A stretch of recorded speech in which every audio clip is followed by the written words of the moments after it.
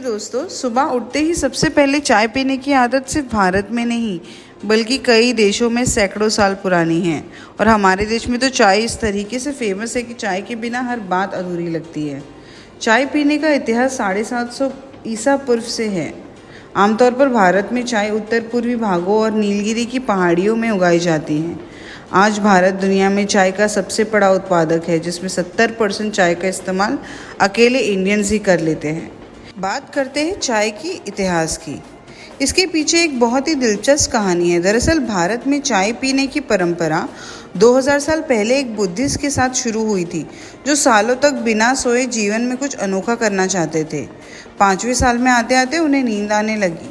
उन्होंने झाड़ियों से कुछ पत्तियां ली, उन्हें जमाना शुरू कर दिया, जिससे उन्हें दोबारा ताजगी दी और जगते रहने में मदद करी। फिर जब भी उन्हें नींद महसूस होती, इस प्रक्रिया को दोबारा दोहराते। इस तरह से वे सालों तक अपनी खोज को पूरा करने में सफल रहे। और चौंकाने वाली बात यह है कि ये कुछ और नहीं बल्कि जंगली चाय के पौधे की पत्तियां थी। The British and Indian T. Chinese production के मोनोपोली को दूर करने के लिए 19वीं सदी में अंग्रेज़ों द्वारा चाय को भारत में लाया गया था। साल 1850 में चाय सबसे पहले दार्जिलिंग की नज़दीकी पहाड़ों में उगाया गया। यहाँ तक कि अंग्रेज़ों ने चाय को उगाने के अलग अलग तरीके सिखाए और अलग अलग देशों से लोगों को बुलाया गया इसी काम के लिए।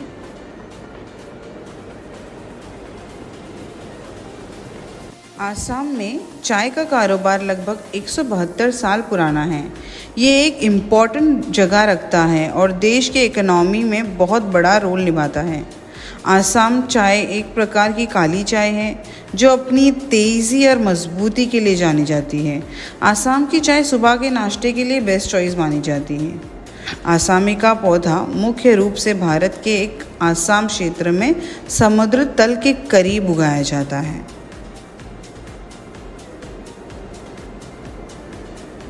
दार्जिलिंग चाय, जिसे चाय के शैंपेन के रूप में भी जाना जाता है, भारत के पश्चिम बंगाल की दार्जिलिंग जिले में उगाई जाने वाली एक काली चाय है जो अपने अद्वितीय स्वाद, सुगंध और सेहत के फ़ायदे के लिए मशहूर है।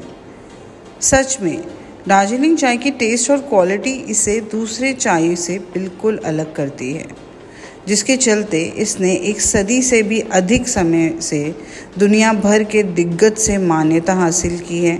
अपने नाम की तरह दार्जिलिंग चाय को दुनिया में कहीं और उगाया या निर्मित नहीं किया जा सकता।